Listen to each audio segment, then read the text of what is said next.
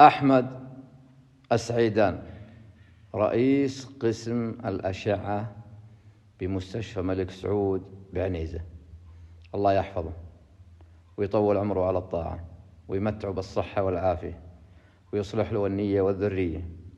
رجل فاضل ولا نزكي على الله أحد، رجل له مواقف مشرفة في مجال الخير مساعدة. يذكر قصة حصلت له هو شخصيا وهو يرويها بنفسه. القصة هذه حدثت قبل 3 سنوات.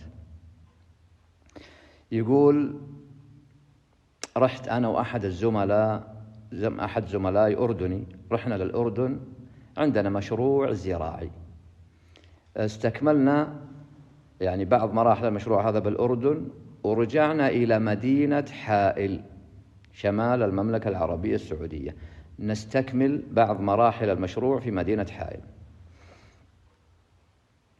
يقول: وصلنا، احنا كان وقتنا الشتاء قبل 3 سنوات تقريبا. يقول: وصلنا حائل بعد صلاة العصر، أخذنا الشقة وطلعنا، ولما جاء وقت العشاء تعشينا ورجعنا للشقة. جت الساعة تقريبا، تعشينا الساعة 8، رجعنا للشقة. يقول: دخلت غرفتي وزميلي الأردني دخل غرفته. يقول: وأنا على السرير يوم جت تقريبا الساعة 9 بالضبط، يقول كأن أجا وسلمى وجميع جبال حائل كأن على صدري وأنا على السرير، ضيق بشكل مفاجئ، وكأني أتنفس من ثقب إبرة، وحالة نفسية وسبحان الله العظيم يعني. فما أدري وش اللي جاني، قررت الآن أمشي لعنيزة، هو من أهل عنيزة، لكن زميلي الآن تو نيم يعني وجاي من سفر، معقول أصحيه؟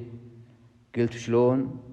أنا بمشي وأتواصل معه على الجوال إن شاء الله الفجر، يعني إذا وضعي إن شاء الله يطمن لو أرجع أنا مرة ثانية ونستكمل مشروعنا، وإذا الوضع في حصل شيء أرسل واحد الأخوان يجيب، وما في أي إشكالية إن شاء الله. مسكت الطريق لعنيزة، والساعة تقريبا 11:30 وأنا بعنيزة. دخلت البيت وانسدحت على السرير، أتقلب يمين يسار، ضيقة معاي والكتمة. قلت: يا فيه شيء بالقلب ولا بوادر جلطة، الله يستر. قمت من السرير مرة ثانية ولبست ملابسي ونزلت سيارتي أبي مستشفى ملك سعود بعنيزة، هو شغال، هو رئيس قسم الأشعة. سيارتي جديدة آخر موديل، ركبت السيارة ومشيت. دخلت مع أحد الشوارع المظلمة، طفت السيارة. لا إله إلا الله، وقتنا شتاء وبرد. يقول: والله من الكتمة اللي فيني والضيقة إني أفتح القزازة أبي نفس، زجاج السيارة أبغى نفس، أبغى هواء. يقول: أحاول بالسيارة ما اشتغلت. جنبي مسجد فيه إضاءة، فقلت لعله إن شاء الله مفتوح الباب أقل شيء أتدفى لما الله سبحانه وتعالى يفرجه. دخلت ولا فيه شخص، فيه رجل يقرأ قرآن. الساعة الحين تقريبا بعد الساعة 12 أو بحدود الساعة 12 بالليل. سلمت: السلام عليكم. عليكم السلام. صليت ركعتين، يعني تحاملت على نفسي حقيقة. لما انتهيت من ركعتين أخونا الفاضل قال: نعم. ولا الأخ سوداني. قلت: أنا والله وضعي متعب وسيارتي طفت بجنب المسجد، وإذا معك سيارة الله يحفظك ويرعاك ممكن توصلن، أبغى مستشفى الملك سعود. قال: أبد، تفضل على بركة الله، السيارة موجودة. يقول: جزاك الله خير. ركبت بالسيارة. يقول: أول ما ركبت بالسيارة والله إني شعرت براحة نفسية، شعرت نفسي ما هو زي أول، شعرت براحة، حسيت براحة. قلت: يا أخي أنت يا زول الله يحفظك ويرعاك، يعني بهالوقت هذا جالس ما شاء الله تبارك الله يعني تقرأ، الوقت متأخر. قال: والله يا أخي أنا برضو عندي مشكلة، وأنا عندي مشكلة بمستشفى الملك سعود. لكن إن شاء الله مشكلتي أخف من مشكلتك، أنت وضعك الآن متأزم. قلت وش معك؟ قال والله راجعتهم وقالوا لي فيه اشتباه معاك ورم بالرأس ولازم أشعة وعملية، وأنا ضعيف ومسكين ما معي لا قيمة الأشعة ولا قيمة العملية. قلت لهم قلت يا إخوان إذا في أحد يعني شفاعة ولا واصة ولا كذا أنا ما أقدر على التكاليف هذه.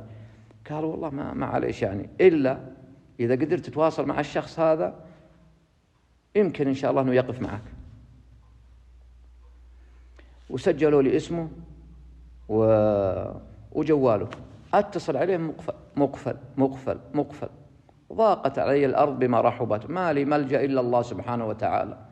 والله يا أخونا الفاضل من الساعة 9 وأنا بالمسجد هنا ما بين قراءة قرآن وابتهال إلى الله ودعاء، يا الله يا حي يا قيوم أسألك يا الله أن تسخر لي من خلقك من يكون عونا لي في تفريج كربتي يا الله. والله إني ما بين قراءة قرآن ودعاء من الساعة 9. قلت أشوف الورقة ولا فيها أحمد السعيدان وجواله. قلت لا إله إلا الله. تدري من أنا؟ قال من؟ قلت أنا صاحب الورقة هذا، الاسم اللي معك الورقة، أنا أحمد السعيدان. والله يا أخوي الفاضل أن الله سبحانه وتعالى ساقني لك سوق. الله سبحانه وتعالى ساقني وأيقظني من سريرين، سرير بمدينة حائل وسرير بعنيزة علشانك. لا إله إلا الله. وقصتي كذا وكذا وكذا وكذا وكذا، وسيارتي هذه بجنبكم أوقفها الله على أساس أقابلك. أنا أحمد السعيدان يا إخوان. أحمد السعيدان موجود الآن مستشفى الملك سعود، هو اللي يروي القصة بنفسه والقصة صارت عليه. أنا أحمد السعيدان. أنت أحمد السعيدان؟ لا إله إلا الله. ويبكي السوداني ويتأثر، وأنا بكيت لبكاء السوداني.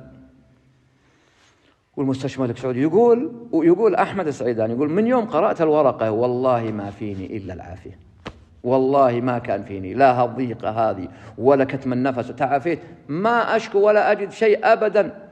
فتوجهنا إلى مستشفى الملك سعود واستنفرت قسم الأشعة وجريت له الأشعة وظهرت النتائج، وفعلا صار فيه معه ورم، ولكن ورم حميد بإذن الله، وأجريت له العملية وتم استئصاله، والآن السوداني في أتم العافية وأتم الصحة والعافية.